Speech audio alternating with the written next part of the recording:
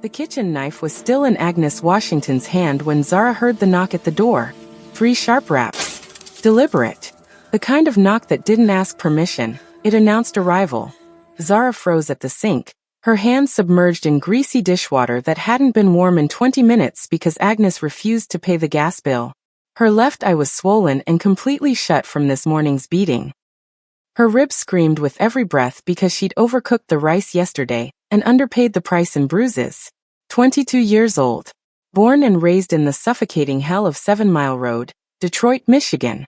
Beaten daily by the woman who called herself Mama, but had never once looked at Zara with anything resembling love.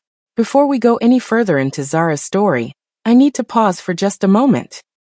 If you've ever felt trapped, if you've ever wondered if anyone would come for you, if you've ever survived something that should have broken you, this story is for you.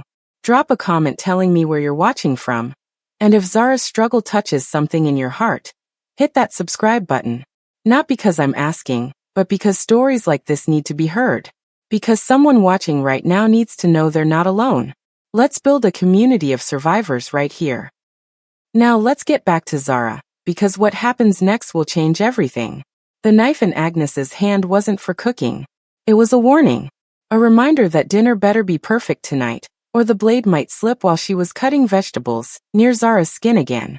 Get the door, Agnes barked, not looking up from her spot at the table where she was counting pill bottles like a dragon counting gold. Oxycodone. Xanax. Whatever her dealer had traded for this month's welfare check. Zara dried her hands on a dish towel that used to be white, but was now the color of old coffee stains. She walked to the door, each step careful because the floorboards creaked and Agnes hated noise and Agnes's hatred always translated into violence. She opened the door. The man standing on the rotting porch didn't belong in this neighborhood. He wore a burgundy suit that probably cost more than every car on this entire block combined. His shoes were polished to a mirror shine despite the slush and filth of Detroit winter streets.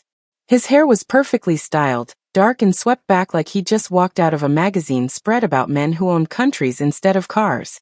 But it was his eyes that made Zara's breath catch. Fox sharp. Gray like storm clouds. The kind of eyes that could see straight through your skin into the parts of yourself you kept hidden even from God. A scar cut through his left cheekbone. Jagged, deliberate, the kind you got from a knife fight you won. And peeking just above his collar was the edge of a tattoo. Dark ink. Maybe wings. Maybe flames. Something that screamed danger in a language Zara didn't need a translator to understand. Is Agnes Washington home? His voice was smooth, controlled, like a blade wrapped in silk. Before Zara could answer, Agnes appeared behind her, shoving her roughly aside. The woman's bloodshot eyes went wide, then calculating, then greedy in the space of 2 seconds. Who's asking? Agnes's voice shifted. The screaming drunk disappeared, replaced by the fake sweet tone she used with social workers and landlords. The man didn't smile. My name is Choi Min-jun, may I come in? He didn't wait for permission. He stepped inside like he owned the place, his expensive shoes crossing the threshold into the filth of their living room. The stained carpet, the furniture held together with duct tape, the smell of cigarette smoke and desperation so thick you could taste it. Zara backed against the wall, trying to disappear. Men who looked like this didn't show up in neighborhoods like 7 Mile unless someone owed money or was about to die. Sometimes both. Min-jun walked straight to the kitchen table. He pulled out a chair, sat down with the casual confidence of a king claiming a throne, and placed a leather briefcase on the scarred wood. Click, click. The latches opened like gunshots. Inside were stacks of $100 bills. Crisp, clean. More money than Zara had ever seen in her entire life. Agnes's hands started shaking. Not from withdrawal. From want. $50,000, Min-jun said calmly, like he was discussing the weather instead of a sum that could change Agnes's entire miserable existence. Cash. Untraceable.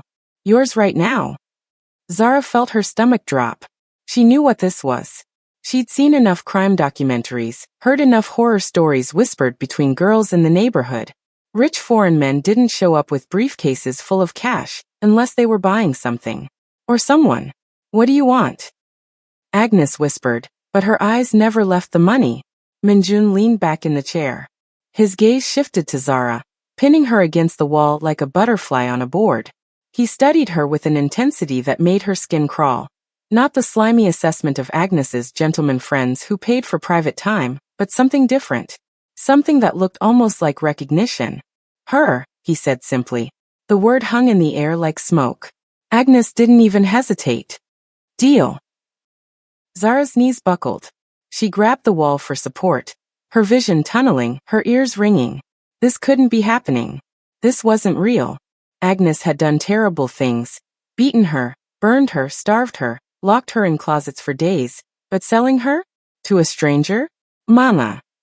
Zara's voice came out broken, childlike. The same voice she'd used at 6 years old begging Agnes not to hit her again. Please mama, I'll be good. Agnes didn't even look at her. Go pack your things. I don't. Zara's throat closed. I don't have things. It was true. The clothes on her back were from Goodwill. The shoes on her feet had holes in the soles. She slept on a bare mattress in a room with no door, because Agnes had ripped it off the hinges during a rage 3 years ago. Everything Zara owned could fit in a grocery bag with room left over for the nothing she was worth. Then just go stand by the door, Agnes snapped, already reaching for the money. And shut your mouth before I shut it for you. Minjun's hand moved so fast Zara almost missed it. 1 second Agnes's fingers were touching the first stack of bills. The next second Minjun's hand was clamped around her wrist like an iron shackle. Count it first, he said softly. Make sure it's all there. I'd hate for there to be any misunderstandings later. The threat in his voice was crystal clear. Agnes heard it too.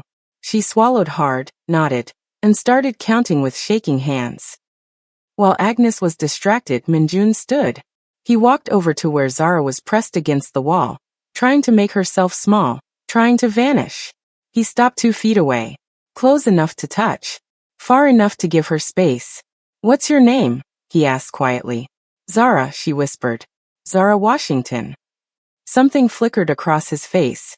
Pain. Grief. Recognition. Like her name had physically hurt him. He reached slowly into his jacket. Zara flinched violently, throwing her arms up to protect her face, waiting for the blow that always came when men reached for things in this house. But no blow came. When she lowered her arms, he was holding a photograph. Old. Worn at the edges from too much handling. He held it out to her. Do you know this woman? Zara looked at the photo with her one good eye. It showed a Korean woman with kind eyes and a warm smile, holding a baby wrapped in a yellow blanket. The woman looked happy. The baby looked loved. Everything about the image was soft and gentle and completely foreign to Zara's experience of the world. But there was something familiar about the woman's face. Something that tugged at memories so old they felt like dreams from someone else's life. She'd had a photograph once, when she was little, maybe 5 or 6. A picture of a pretty woman who used to sing to her in words Zara didn't understand. A woman who smelled like jasmine and held her close on cold nights. But Agnes had found the photo when Zara was 9, burned it in front of her face, said it was punishment for asking questions about her real mama. Said Zara needed to stop living in fantasy worlds and accept that this, the beatings, the hunger, the fear, was her real life and always would be. No, Zara lied, because the truth felt too big and too dangerous for this moment. I don't know her. Minjunes Jotaitsent. He put the photo back in his jacket, right over his heart, like it was the most precious thing he owned. Her name was Choi Ji-hwa, he said, his voice rough with emotion he was trying to contain. She was 28 years old when someone put 2 bullets in her head and left her body in an alley on Livernois Avenue, 3 blocks from this house. 16 years ago. Zara's world tilted sideways. She grabbed the wall, her legs threatening to give out completely. 16 years ago. She would have been 6. The same age she was when the nice woman who sang to her disappeared and Agnes started using fists instead of words. Why? Zara's voice cracked. Why are you telling me this? Minjun looked at her with those devastating eyes, and for the first time since he'd walked through the door, she saw emotion crack through his controlled exterior. Anguish. Rage. Desperation. Because Jiwa was my wife, he said. And the baby in that photograph is my daughter. The daughter who was stolen from me 16 years ago. The daughter I've been searching for every single day since then. The daughter whose face I see every time I close my eyes. He took one step closer. Zara couldn't move, couldn't breathe, couldn't do anything but stare as he reached out with a hand that could probably crush her skull and gently, so gently, touched the cigarette burn on her neck that Agnes had given her 3 days ago for dropping a glass. "The daughter," he whispered, "who's standing right in front of me." The kitchen knife clattered to the floor. Agnes had stopped counting the money. She was staring at Minjun with an expression Zara had never seen before on her face. Fear. "You're lying," Agnes said, but her voice shook. She's not. DNA doesn't lie, Agnes," Minjun said, his voice dropping to a deadly whisper. "Jiwa told me everything before she died. About her sister. About the deal they made. About how you promised to protect her daughter if something happened to her." He turned to look at Agnes, and the temperature in the room plummeted. "Tell me, Agnes Washington, how exactly have you been protecting your niece?" Zara's brain couldn't process the words. Niece? Jiwa's sister? That would mean Agnes wasn't her mother. That would mean the woman who'd beaten her for 22 years was her aunt. That would mean... "Get out," Agnes hissed, standing up so fast her chair fell backward. "Get out of my house right now before I call the cops." Minyoon smiled. It was the most terrifying expression Zara had ever seen. "Call them," he said pleasantly. "I'd love to explain to Detroit PD why you've been cashing checks from a dead woman's estate for 16 years. Why you've been collecting survivor benefits for a child you've been torturing. Why your bank account shows regular deposits from offshore accounts linked to organized crime." He pulled out his phone. "Or I can call them for you. I have Detective Morris on speed dial. He's very interested in cold cases. Especially murders. Especially murders where the victim's sister might have known more than she told investigators." Agnes's face went sheet white. "You wouldn't. Try me." The silence stretched like a rubber band about to snap. Finally, Agnes looked at Zara. Really looked at her. And in that moment, Zara saw something she'd never seen before in her aunt's eyes. Guilt. "Take her," Agnes whispered. "Take the money. Take her. Just go." Minjun closed the briefcase. "Keep your blood money, Agnes. I don't need to buy back what's already mine." He turned to Zara, and his expression softened into something that looked almost like tenderness. "Zara," he said gently, "you have a choice. You can stay here with her.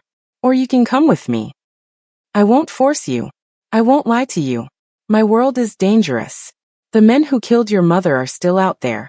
And when they find out I've found you, they'll come. But I promise you this." He placed his hand over his heart, over the photograph hidden in his jacket. "I will never let anyone hurt you again. Not her. Not them. Not anyone. You are my daughter. And I have spent 16 years searching for you. I'm not losing you again." Zara looked at Agnes. The woman who'd raised her with fists and fear. The woman who'd just agreed to sell her for $50,000 without a second's hesitation. Then she looked at Minjun. A stranger. A possible liar. A man who could be trafficking her into hell. But he knew about Jiwa. He had the photograph. He had tears in his eyes that looked real. And he'd called her his daughter. No one had ever called Zara anything that gentle in her entire life. She took a shaking breath. "Okay," she whispered. "I'll go with you." Minjun's eyes closed briefly, like he'd just heard the answer to a prayer. When he opened them, they were wet. "Thank you," he said hoarsely.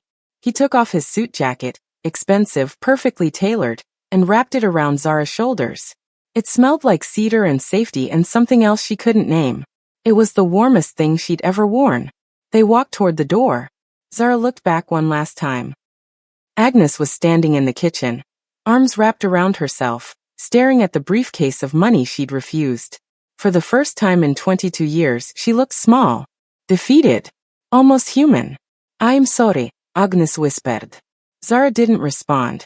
She just turned and walked out into the December cold with the man who claimed to be her father. A black Mercedes waited at the curb. The driver opened the door. Zara slid into leather seats that felt like clouds, into warmth that felt like a dream, into a life she couldn't begin to imagine. As the car pulled away, she watched her childhood disappear in the rearview mirror. She should have felt relief. She should have felt hope. Instead, she felt the cigarette burn on her neck start to throb. because somewhere in the back of her mind, a small voice whispered, "What if he's lying? What if this is worse? What if you just traded one monster for another?" The Mercedes turned onto the freeway, heading toward the glittering skyline of downtown Detroit. Behind them, in the house on 7 Mile Road, Agnes Washington picked up her phone with shaking hands. She dialed a number she hadn't called in 16 years. When the man answered, Agnes's voice was barely a whisper. He found her. Choi Min-jun found Jiwa's daughter. There was a long pause. Then a voice cold as winter responded, "Kill them both." Agnes hung up. She walked to the window and watched the taillights of the Mercedes disappear into the night. And for the first time in 16 years, Agnes Washington started to cry. Not because she'd lost Zara, but because she knew exactly what was coming next. And she knew there was nothing, absolutely nothing, she could do to stop it.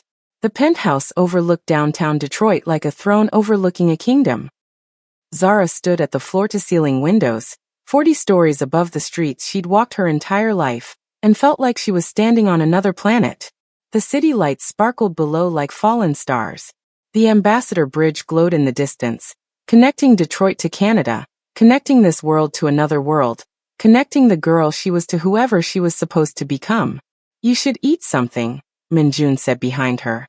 Zara turned. He changed out of the burgundy suit into dark slacks and a black shirt that made his shoulders look even broader.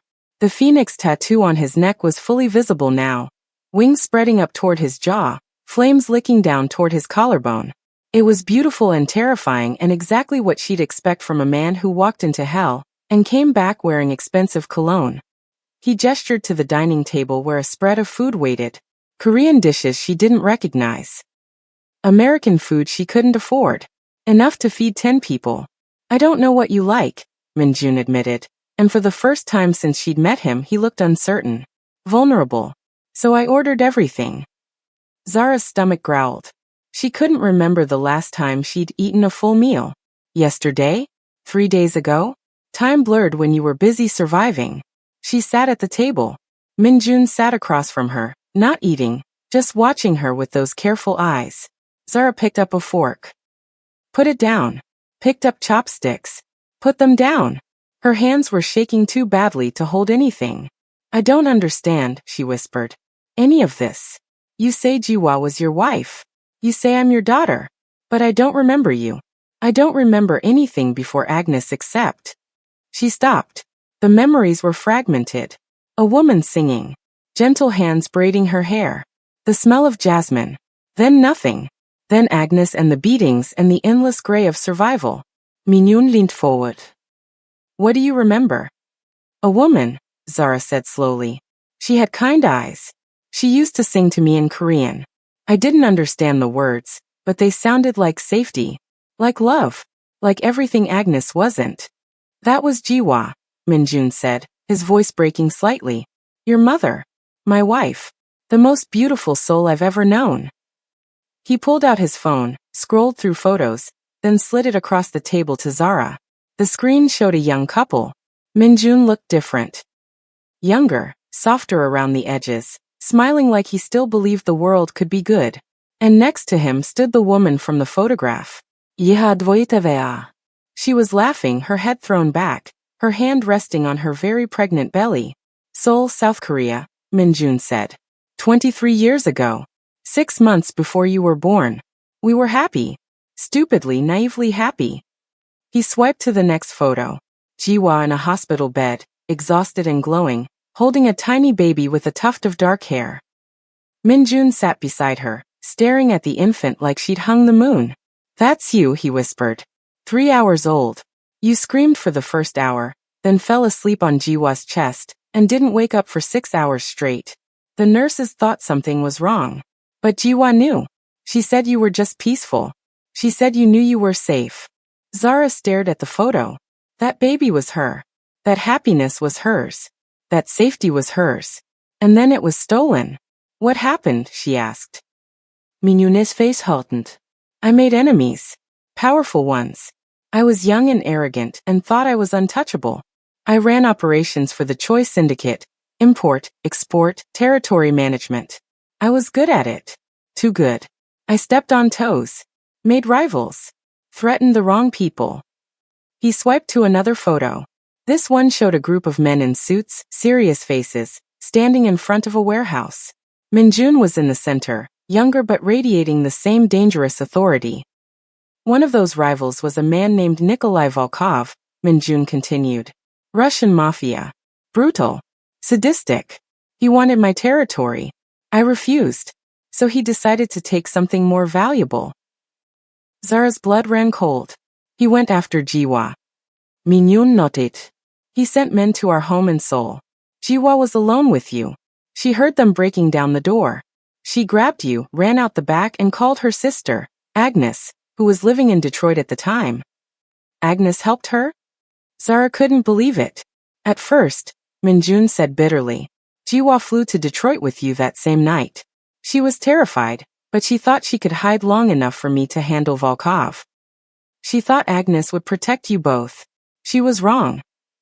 He stood up, walked to the window, his hands clenched into fists. I handled Volkov. It took me 3 months, but I dismantled his organization, scattered his men, and put him in a position where he couldn't touch my family without starting a war he'd lose. I called Jiwa. I told her it was safe to come home. She said she'd be on the next flight. His voice dropped to a whisper. She never made it to the airport. Zara felt tears sliding down her cheeks. Volkov found her. His last act of revenge, Minjun confirmed. 2 bullets. Execution style. In an alley 3 blocks from Agnes's house. You were with her. You were 6 years old. You watched your mother die. Zara's breath caught. Somewhere in the darkest corners of her memory, she heard a sound. Gunshots. Screaming. A woman falling. Warm blood on her hands.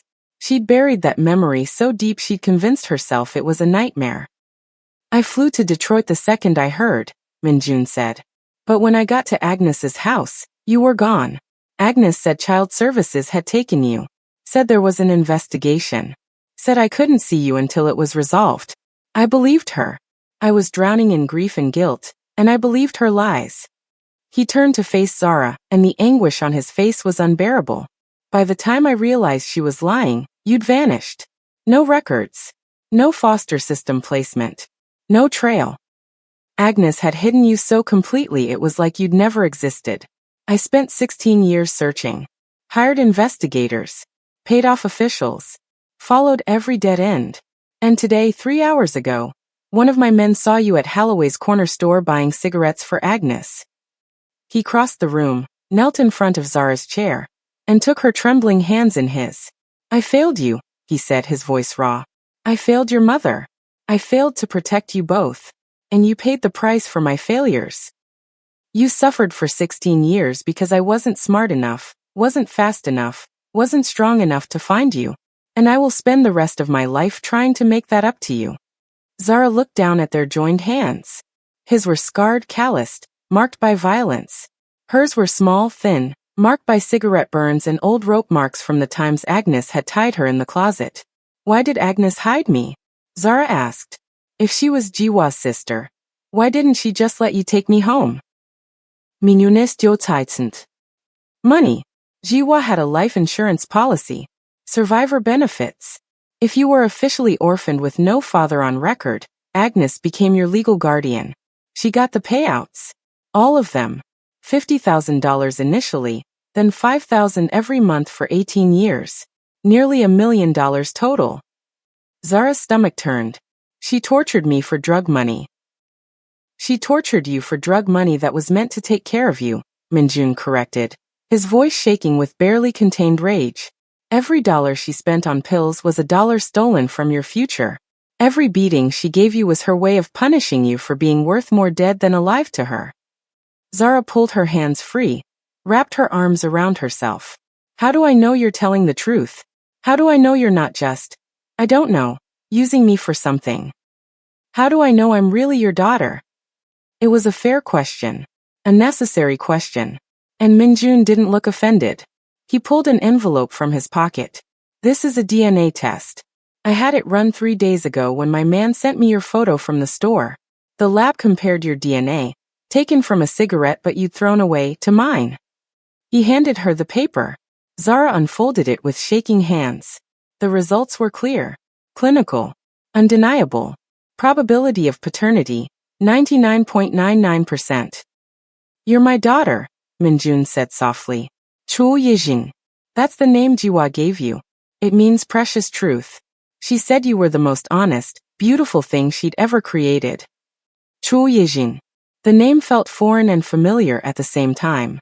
Like a coat that didn't quite fit but was tailored for her anyway. I don't feel precious, Zara whispered. I feel broken. Minjun stood, and before she could protest, he pulled her into his arms. It was the first hug she'd received in 16 years. The first embrace that didn't come with conditions or pain or expectations. She stiffened at first, waiting for the trap. But his arms just held her.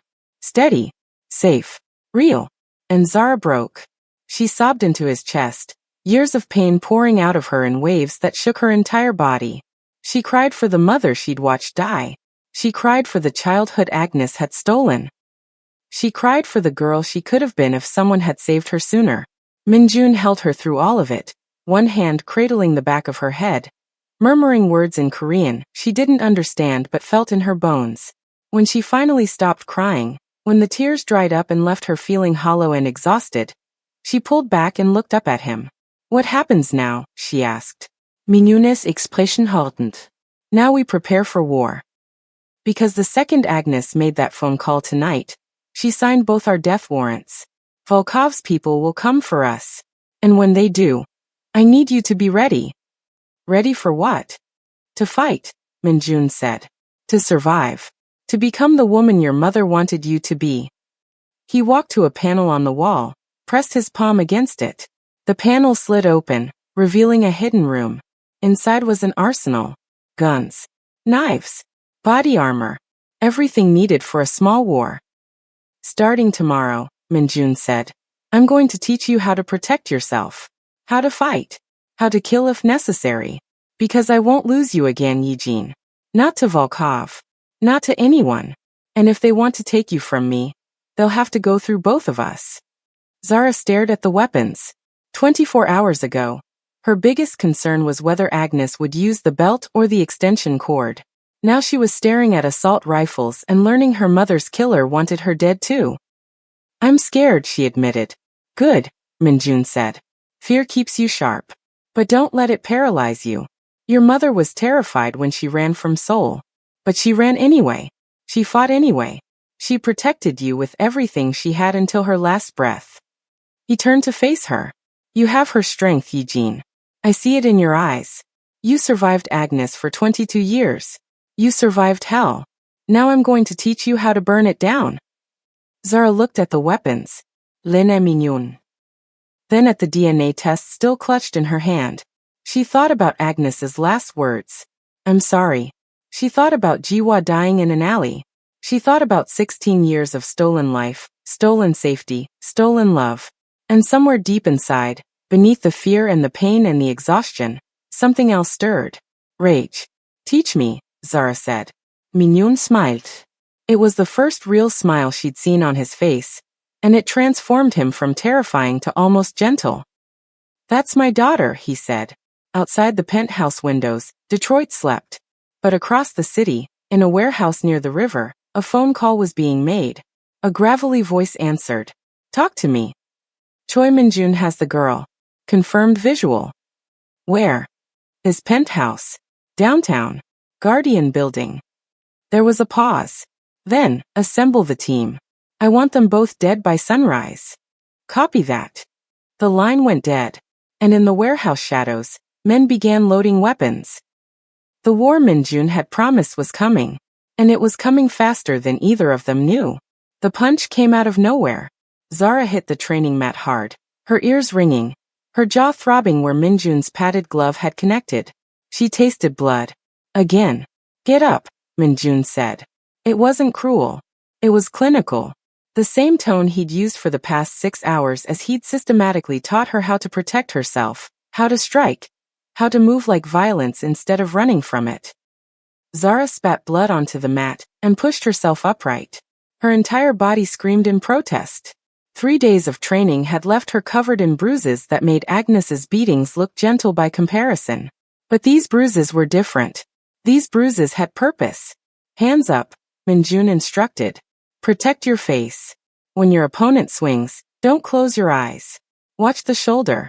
It telegraphs the punch before the fist moves. They were in the sub-basement of the Guardian building, in a private gym that looked like it belonged in a military training facility. Punching bags hung from reinforced chains. Weight racks lined the walls. A weapons cage stood in the corner, locked but visible. Minjun had woken her at dawn with a simple statement. Your first lesson starts now. That was 3 days ago. She hadn't seen sunlight since. Again, Minjun said, raising his gloves. Zara watched his shoulder. Saw the muscle tense. Saw the movement start. She ducked left, his punch whistling past her ear, and drove her own fist into his ribs. The impact sent a shock up her arm. It was like hitting a brick wall wrapped in leather. Boot Minjun kontil. Actually grunted. Good, he said, sounding almost proud. You're learning. Zara allowed herself a small smile. Then Minjun's leg swept her feet out from under her, and she crashed onto the mat again. Never celebrate before the fight is over, he said, extending his hand to help her up. Pride makes you sloppy. Sloppiness gets you killed. Zara took his hand, let him pull her upright. How many times have you had to fight for your life? Minjun considered the question. I stopped counting at 30. That was 10 years ago. And you won every time? I'm still here, aren't I? He unwrapped the training gloves, tossed them aside. But winning doesn't mean you walk away unscathed. Every fight costs something. The trick is making sure you can afford the price. He walked to a mini fridge, pulled out 2 bottles of water, tossed one to Zara. She caught it. Her reflexes were getting better, and drank deeply. Why are you really doing this? Zara asked. You could have just hired bodyguards. Kept me locked in that penthouse. Why teach me to fight? Minjun leaned against the wall, studying her with those sharp fox eyes. Because bodyguards can be bought. Locks can be picked. The only person you can truly rely on in this world is yourself. I won't always be there to protect you. So I'm making sure you can protect yourself. He pushed off the wall, walked to the weapons cage, and unlocked it with a fingerprint scanner. Inside were handguns of various calibers, combat knives, tactical equipment, and something that made Zara's breath catch. A photograph taped to the inside of the cage door. It showed a younger Jiwa, maybe 19 or 20, at a shooting range. She wore protective ear covers and safety glasses, and she was smiling as she held a pistol with comfortable familiarity. Your mother was a better shot than me, Minjun said softly.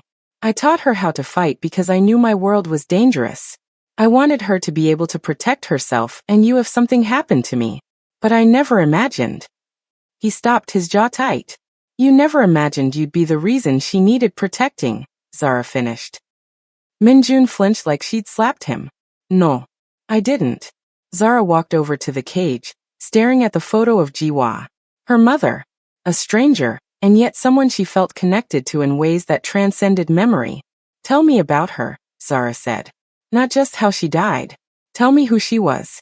Minjunes expression softened. Jiwa was a nurse. She volunteered at free clinics in Seoul's poorest neighborhoods. She'd come home exhausted, covered in other people's blood. And she'd still find energy to cook dinner and ask me about my day. She was kind, but not weak. Gentle, but not naive. She knew exactly what I was, what I did, and she loved me anyway. He touched the photo with careful fingers. She used to sing to you. Every night. Traditional Korean lullabies her grandmother taught her. You'd fight sleep just to hear her voice longer. And when you finally passed out, she'd keep singing anyway. She said music was how she prayed for your protection. Zara felt tears threatening again. She blinked them back. Did her prayers work? You're alive, Minjun said. So yes, they worked. He pulled a Glock 19 from the rack, checked the chamber, and handed it to Zara. Have you ever held a gun before? Zara shook her head. Then it's time you learned. For the next 2 hours, Minjun taught her the basics. Grip, stance, sight alignment, trigger control. He was patient, correcting her form without judgment, praising improvement without excessive emotion. By the end of the session, Zara could hit a target consistently at 15 feet. Not perfect. Not expert level. But enough. That'll do for now, Minjun said. Tomorrow we work on close quarters combat. If someone gets past your gun, you need to know how to use a knife. Zara set the Glock down carefully. When do you think they'll come? Volkov's people. They're already here, Minjun said grimly. Zara's head snapped up. What? Minjun walked to a computer terminal mounted on the wall, typed in a password. Multiple screens flickered to life, showing security camera feeds from around the building. I have surveillance on every entrance, every floor, every alley within a 3-block radius, Minjun explained. 2 days ago, I spotted them. Russian contractors. 6 men. They've been running reconnaissance, mapping our patterns, looking for weaknesses. He zoomed in on one camera feed. It showed 2 men in casual clothes sitting in a coffee shop across the street, but their eyes were focused on the Guardian building entrance. Why haven't they attacked yet? Zara asked, fear creeping up her spine. Because they're smart, Minjun said. This building has security, cameras, witnesses. They're waiting for us to make a mistake, to leave the building, to give them an opening. So we're trapped. We're fortified, Minjun corrected. There's a difference. But yes, we can't stay here forever. Eventually, we'll need to go on the offensive. He pulled up another screen. This one showed a grainy photo of a man in his 50s, graying hair, cold eyes, a scar running from his temple to his jaw. Nikolai Volkov, Minjun said. The man who ordered your mother's death. He's been operating out of Chicago for the past decade, running weapons and trafficking operations throughout the Midwest. He's brutal, efficient, and very, very patient. Why does he want me dead? Zara asked. I'm nobody. I'm not a threat to him. You're my daughter, Minjun said. That makes you leverage. If he can't kill you, he'll try to take you. Use you to control me. Force me to give up territory, operations, resources. And if he does take you, he'll make you suffer before he kills you, just to punish me for what I did to his organization 16 years ago. The casual way he said it, make you suffer, sent ice through Zara's veins. So what do we do? She asked. Minjun smiled, and it was the predator's smile again. The one that said he was 3 steps ahead and enjoying the game. We give him what he wants, Minjun said. We give him a target. We draw him out. And then we end this once and for all. Before Zara could ask what that meant, an alarm blared through the gym. Minjun moved instantly, pulling a handgun from his waistband, his entire posture shifting from teacher to warrior. What is that? Zara asked, her heart hammering. Minjun said. Someone just disabled the security system on the west stairwell. He tossed Zara the Glock she'd been training with. Load it. Safety off. Stay behind me. If someone comes through that door who isn't me, you shoot them. Center mass. Don't hesitate. Don't think. Just shoot. Zara's hands shook as she loaded the magazine, chambered a round, flicked off the safety.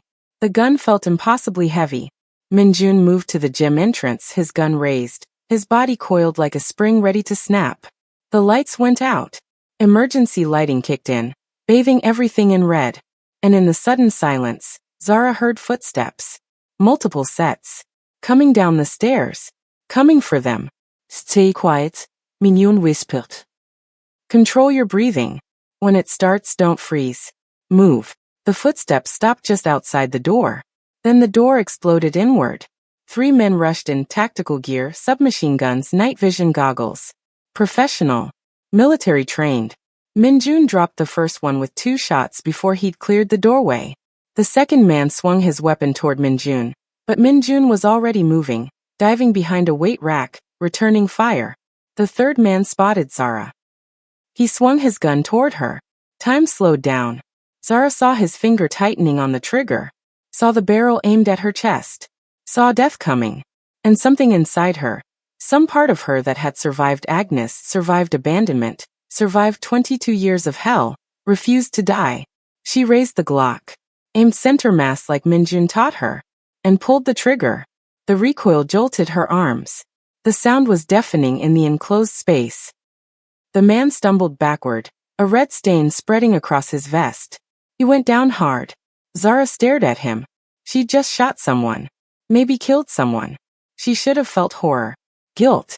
Something. Instead, she felt nothing. Reload. Mignonne shouted. Zara's training kicked in. She ejected the magazine, fumbling slightly, slapped in a fresh one, chambered around. The second man tried to flank Mignonne. Zara didn't think. She fired. 3 shots. 2 hit. The man went down screaming. Mignonne finished him with a headshot, then moved to the door, checking for more hostiles. Clear, he said after a moment. The gym fell silent except for the ringing in Zara's ears, and the ragged sound of her own breathing. 3 men lay dead, or dying on the mat. Mignonne walked back to Zara, gently took the gun from her shaking hands. You did good, he said quietly. You stayed calm. You protected yourself. That's all that matters. I killed someone, Zara whispered. You survived, Mignonne corrected. He would have killed you without a second thought. This isn't murder, Eugene. This is war. And in war, hesitation gets you buried. He cupped her face in his hands, forcing her to look at him. You are stronger than you know, he said. Stronger than Agnes. Stronger than your fear. Stronger than anyone who's ever tried to break you. And I am so damn proud to be your father. Zara felt something crack open in her chest. Not breaking. Blooming. She wasn't just a victim anymore. She was a survivor. And survivors didn't run. They fought back. What do we do now? She asked, her voice steadier. Mignonne smiled grimly. Now we send Volkov a message he can't ignore. He pulled out his phone, took a photo of the 3 dead men, and sent it to a contact labeled simply, problem. 30 seconds later his phone rang. Mignonne answered on speaker. You killed my men. The voice was heavily accented, Russian, cold as Siberian wind. Nikolai, Mignonne said pleasantly. I was wondering when you'd call. You can't hide from me, Choi. I will find you. I will find her. And I will make you watch while I... no, Mignonne interrupted. You won't. Because I'm done hiding. Tomorrow night. Warehouse District. Pier 17. Just you and me. We end this. No more soldiers. No more proxies. You want revenge for what I did to your operation? Come take it yourself. Silence on the line. Then, you're bluffing. Try me, Mignonne said. Show up, or I'll assume you're a coward and I'll start dismantling your Chicago operation piece by piece.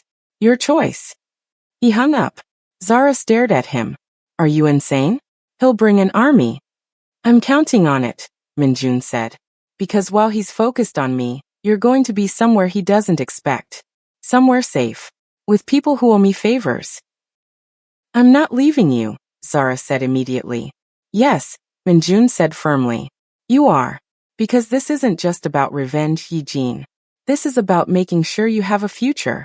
And I can't give you that future if I'm worried about protecting you in the middle of a war zone.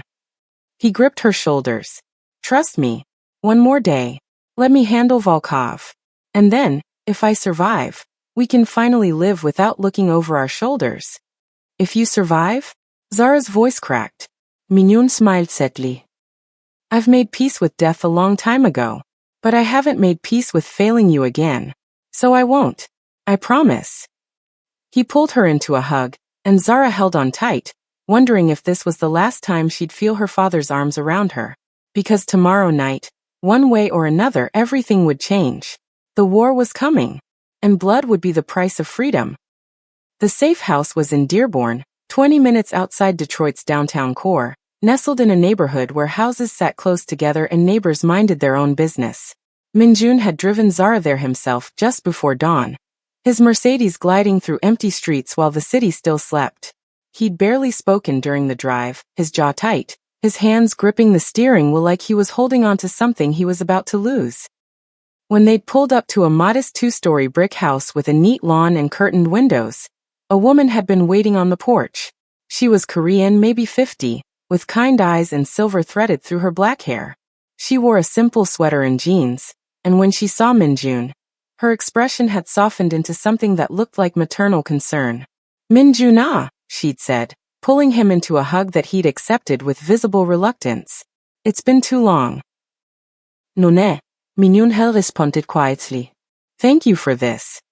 The woman, whose name was Hannah Park, had turned to Zara with the same warm expression. You must be Eugene, Hannah had said. Come inside. You're safe here. That had been 6 hours ago. Now Zara sat at Hannah's kitchen table, nursing a cup of tea that had long since gone cold, watching the clock tick toward evening, and trying not to think about what Minjun was walking into. Pier 17. The warehouse district. A showdown with a man who'd spent 16 years waiting for revenge. He'll be fine, Hannah said, reading Zara's thoughts. She sat across from her, folding laundry with practiced efficiency. Your father is many things, but careless isn't one of them. You've known him a long time? Zara asked. 20 years, Hannah confirmed. I met him when he first came to Detroit, looking for Jiwa. I helped him navigate the Korean community here, made introductions, translated when needed. He's a good man, Eugene. Dangerous, yes, but good. Zara wrapped her hands around the cold mug. What was Jiwa like? Everyone tells me she was kind, but that's all I get. I need more than that. Hannah's expression softened. Jiwa was my cousin. We grew up together in Seoul. She was the girl who brought home stray cats, who shared her lunch with homeless people, who believed everyone deserved a second chance. She paused, her eyes distant with memory. When she fell in love with Minjun, I thought she was crazy. He was a gangster, a criminal, everything our family taught us to avoid. But Jiwa saw something in him that the rest of us couldn't. She saw the man he could become if someone believed in him. Did he become that man? Zara asked. Hannah considered this. He tried. For her, he tried to be better. He reduced the violence in his operations, refused human trafficking jobs, set boundaries that made his bosses angry. But you can't wash blood off your hands with good intentions, Eugene. The life catches up to you eventually. Is that what happened to Jiwa? The life caught up? Yes, Hannah said sadly. And now it's catching up to Minjun. But maybe this time he can outrun it. For you. A phone rang.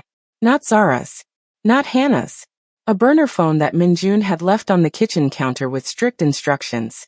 If this rings, answer it. No matter what. Zara grabbed the phone, her heart hammering. Hello. Yejin. Minun's voice sounded strained. Listen carefully. The meet with Volkov is happening in 2 hours. I need you to stay exactly where you are. Don't leave Hannah's house for any reason. Don't answer the door unless you hear my voice. Do you understand? Yes, but I love you, Minjun said abruptly. I need you to know that. In case I don't get the chance to say it later. You are the best thing I've ever had the privilege of protecting. And I'm sorry I didn't find you sooner. Dad. The word slipped out before Zara could stop it. It was the first time she'd called him that. There was a sharp intake of breath on the other end. When Minjun spoke again, his voice was thick with emotion. Thank you. Thank you for giving me that. The line went dead. Zara stared at the phone, fear clawing at her chest. He's saying goodbye, she whispered. Hannah stood up, walked over, and placed a gentle hand on Zara's shoulder. He's being cautious. That's all. Your father has survived worse than Nikolai Volkov. He'll come back. But Zara heard the doubt in Hannah's voice. They sat in tense silence as the clock crawled toward evening. 7 o'clock. 7:30. 8. At 8:15, headlights swept across the front windows. Hannah tensed. That's not his car. Zara peered through the curtains. A black SUV sat idling at the curb. The driver's side door opened. A woman stepped out. Agnes Washington. Zara's blood turned to ice. What is she doing here? I don't know, Hannah said, already moving toward a drawer where Zara knew she kept a gun. But she shouldn't know about this location. No one should except Minjun and me. Agnes walked up to the front door and knocked. 3 gentle raps. Don't answer it, Hannah hissed. But Agnes's voice called through the door. Zara baby please. I need to talk to you. I need to explain. I'm so sorry for everything. Please give me 5 minutes. Just 5 minutes. Zara felt her resolve waver. Despite everything, despite the beatings and the cruelty and the sale to Minjun, some small part of her still wanted to believe Agnes could be redeemed. Don't, Hannah warned. Whatever she's selling, it's poison. Agnes knocked again. They're going to kill him, Zara. They're going to kill Minjun. I heard them planning it. Volkov's men. They're setting a trap at Pier 17. Minjun doesn't know. But I can help. I can tell you where they are, how many men, everything. But you have to let me in. Zara looked at Hannah. What if she's telling the truth? And what if she's bait? Hannah countered. What if Volkov sent her here to flush you out? Then we're damned either way, Zara said. Because if Minjun walks into a trap and dies, it won't matter that I stayed safe. She walked to the door before Hannah could stop her. Zara, don't. Zara unlocked the deadbolt and opened the door. Agnes stood on the porch, looking smaller than Zara remembered. Her eyes were red-rimmed, her hands shaking. She looked genuinely distraught. Thank you, Agnes breathed. Thank you for listening. She stepped inside. Hannah kept her hand in the drawer, on the gun, watching Agnes with undisguised suspicion. Talk fast, Zara said coldly. You've got 5 minutes. Agnes nodded rapidly. Volkov didn't just send men to the warehouse. He sent 12. They've got heavy weapons, sniper positions, explosives. Minjun thinks he's walking into a negotiation. He's walking into an execution. How do you know this? Zara demanded. Agnes's eyes dropped. Because I told them where you were. The safe house. This address. I gave it to Volkov's people 2 hours ago. The world tilted. Hannah pulled the gun from the drawer, aimed it at Agnes. You bitch. Agnes raised her hands. I know. But listen, they paid me $20,000 to give up the location. But after they left, I realized what I'd done. I realized I'd just sold my niece twice. And I couldn't live with that. So you came to warn us? Zara's voice was hollow. You expect me to believe you suddenly grew a conscience? I expect you to believe I'm terrified, Agnes said, tears streaming down her face. Because Volkov's men aren't just coming for you. They're coming for me too. They said once they had you, I was a loose end. They're going to kill me to cover their tracks. Hannah's gun didn't waver. Good. Saves us the bullet. Wait, Zara said, her mind racing. If they know we're here, why haven't they come yet? Agnes swallowed hard. Because they're waiting until after they kill Minjun. Volkov wants you to know your father is dead before he takes you. He wants you broken. Zara felt fury rise up in her chest, hot and violent. Where is Minjun right now? Exactly where? Pier 17, Warehouse B. He's supposed to meet Volkov at 9 o'clock. Zara checked the time. 8:30. We have to warn him, Zara said. We have to run, Hannah countered. If they're coming here, we need to leave now. I'm not leaving him to die, Zara said fiercely. Hannah looked at her for a long moment, then slowly lowered the gun. Jiwa's daughter, she said with something like pride. Stubborn as hell. She walked to a closet, pulled out a tactical vest and 2 handguns. If we're doing this, we're doing it smart. Vest on. Gun loaded. And Agnes. She turned to the other woman with cold eyes. You're coming with us. If this is a trap, you'll be the first casualty. If it's real, maybe you'll earn a fraction of redemption. Agnes nodded, wiping her tears. I'll do whatever you need. They moved fast. Hannah had a second car, a nondescript Honda, parked in the garage. They piled in, Hannah driving, Zara in the passenger seat checking the Glock Minjun had trained her with, Agnes in the back looking like she might vomit from fear. The warehouse district was a 15-minute drive through industrial decay, abandoned factories, rusted machinery, streets more pothole than pavement. As they approached Pier 17, Hannah killed the headlights and rolled slowly past the entrance. There, she whispered, pointing. 4 SUVs were parked in the shadows. Men with rifles patrolled the perimeter. This wasn't a meeting. It was a kill box. And Minjun's Mercedes was already parked outside Warehouse B. He's inside, Zara breathed. Then we're already too late, Hannah said grimly. Gunfire erupted from inside the warehouse. Automatic weapons. The sound of a war. Zara didn't think. She threw open the car door and ran. Sara, no. Hannah screamed, but Zara was already sprinting toward the warehouse, her gun raised, her heart hammering, every lesson Minjun had taught her flooding through her veins. She burst through a side door. The warehouse was chaos. Muzzle flashes in the dark. Men shouting. The smell of gunpowder and blood. And in the center of it all, Minjun fought like a demon.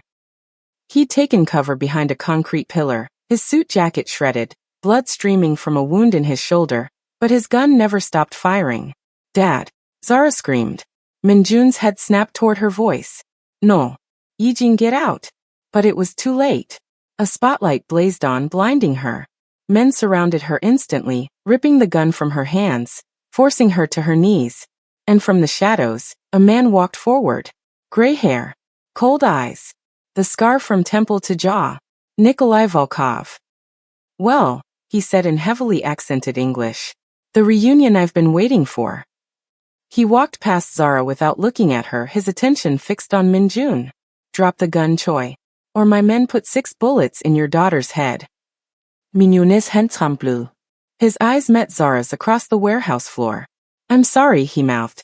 Then he dropped his gun. Volkov smiled. Good. Now we can finally settle accounts. He pulled a pistol from his coat and aimed it directly at Minjun's heart. Wait. The voice came from the warehouse entrance. Every head turned. Agnes Washington stood in the doorway, her hands raised, her voice shaking but clear. Before you kill them, you need to know something. Something about Jiwa's death. Volkov's finger remained on the trigger, but his eyes narrowed with curiosity. Speak quickly, woman. My patience is measured in seconds. Agnes took a shaky step forward. 16 years ago, you ordered Jiwa Choi killed. You sent 2 men to execute her in an alley on Livernois Avenue. 2 bullets. Clean hit. Message sent. Ancient history, Volkov said dismissively. But you didn't know why she was in Detroit, Agnes continued, her voice growing stronger. You thought she was just hiding from you. But that wasn't the whole truth. Jiwa came to Detroit because she'd discovered something. Something about Minjun's operations. Something that could have destroyed both of you. Minjun's face went white. Agnes, don't. She found the ledgers, Agnes said, ignoring him. Financial records showing Minjun and Volkov weren't enemies. You were partners. The rivalry? Staged. The territory war? Theater.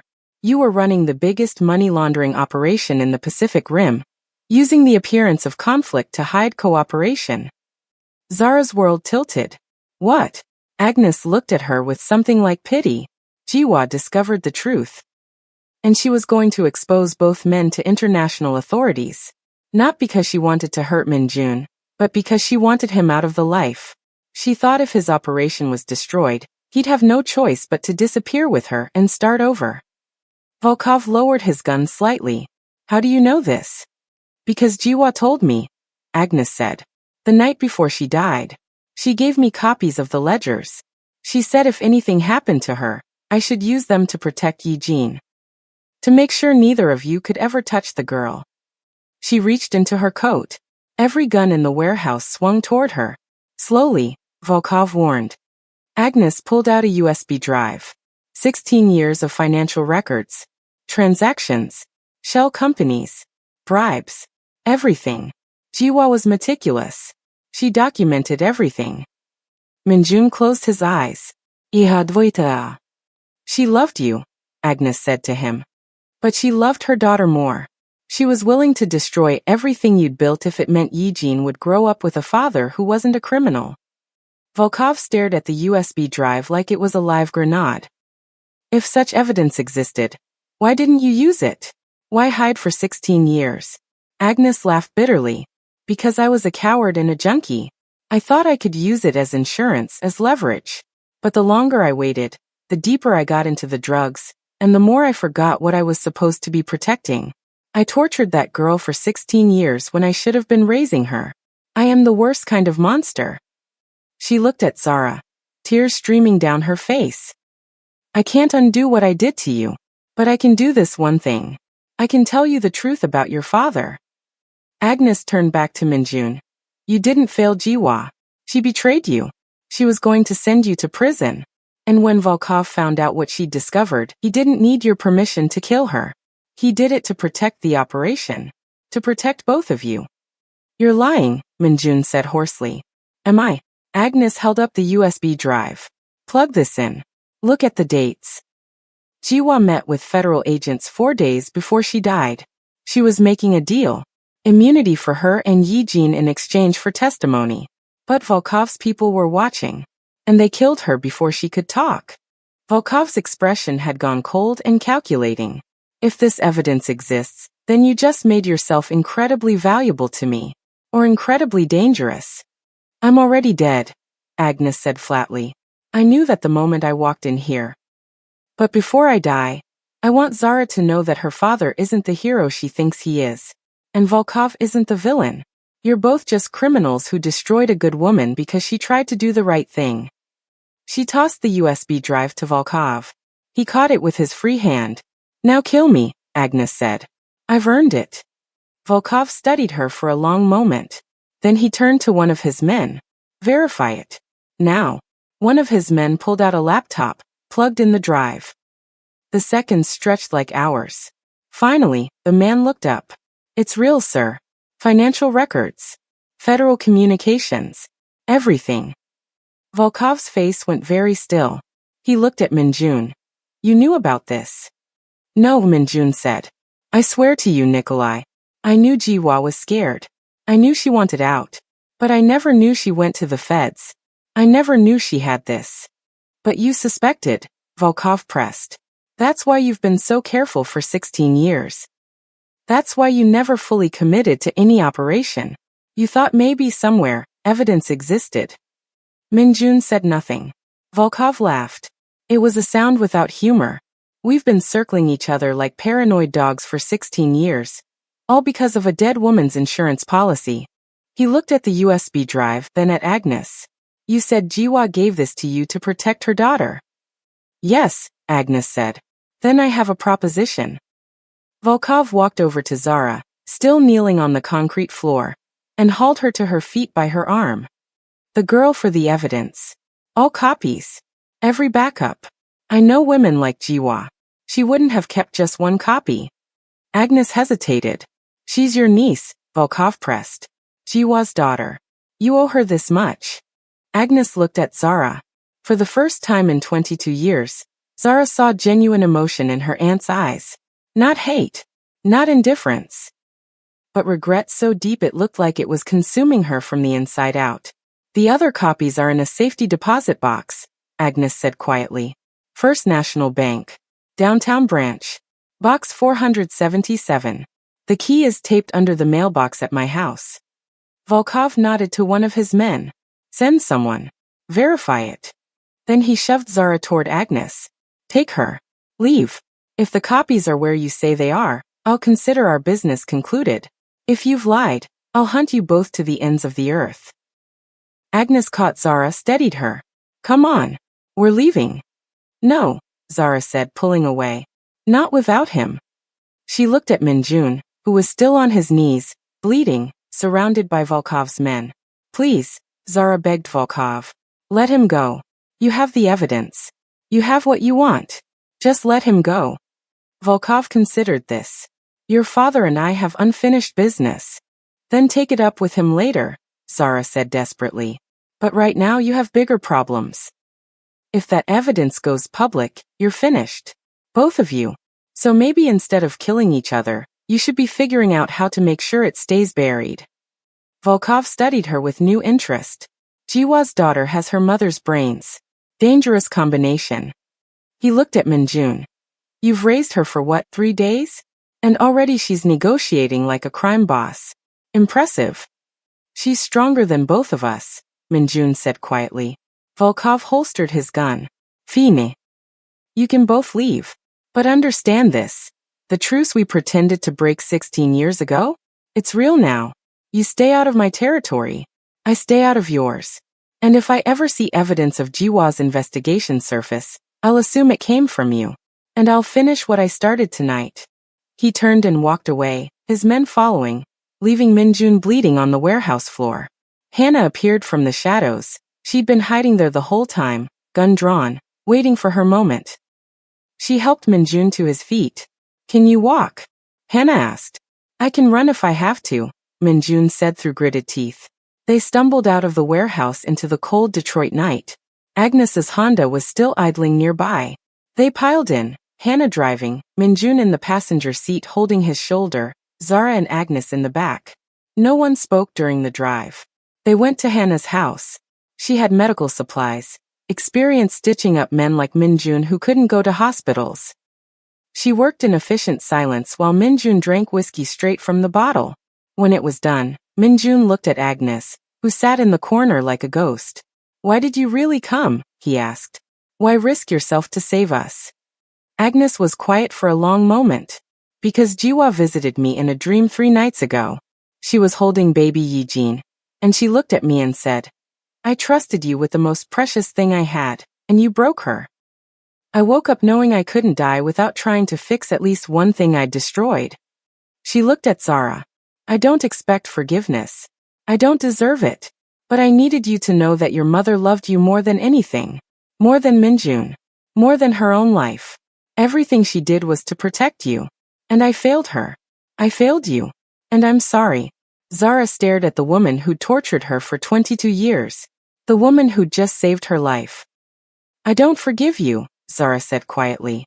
"But I understand now. You were broken too. Jiwa's death broke you, and you took it out on me because I reminded you of what you'd lost." "That doesn't excuse it," Agnes said. "No," Zara agreed. "It doesn't. But maybe it explains it. And maybe that's enough for now." Agnes nodded. She stood up, moved toward the door. "I'll disappear now.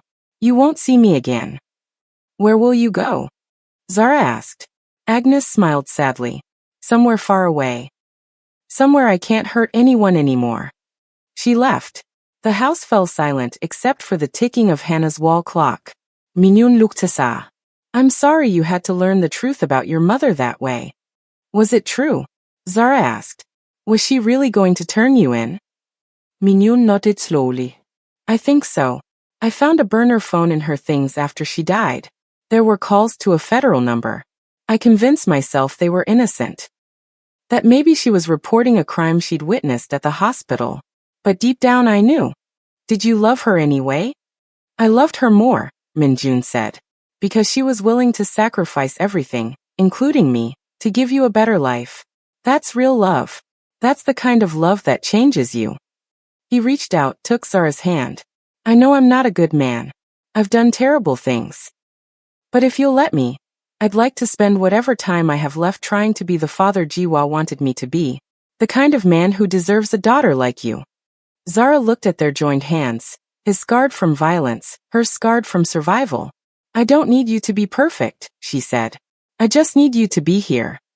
Minjun pulled her into a hug, and they stayed like that for a long time. 2 broken people holding each other together. 3 months later. Zara stood in the doorway of a small storefront in Midtown Detroit. The sign above the door read, "Jiwa's Place Community Wellness Center." Inside, the space was bright and welcoming. Donated furniture, medical supplies, a small library, a kitchen for community meals. Everything Jiwa would have wanted. Minjun had funded it. But Zara ran it. She'd enrolled in nursing school, following her mother's path. She'd started therapy to process the trauma. She changed her name legally to Choi Yijin Washington, keeping both her mother's and Agnes's names, because she'd learned that you could acknowledge your past without being defined by it. Minjun had started the long process of dismantling his criminal operations. It would take years, maybe decades. Some things couldn't be unwound quickly, but he was trying. For Jiwa, for Zara, for the man he wanted to become. Hannah visited weekly, bringing Korean food and stories about Jiwa from when they were young. Agnes sent a postcard from somewhere in Oregon. No return address. Just 3 words. "I'm staying sober." It wasn't forgiveness, but it was progress.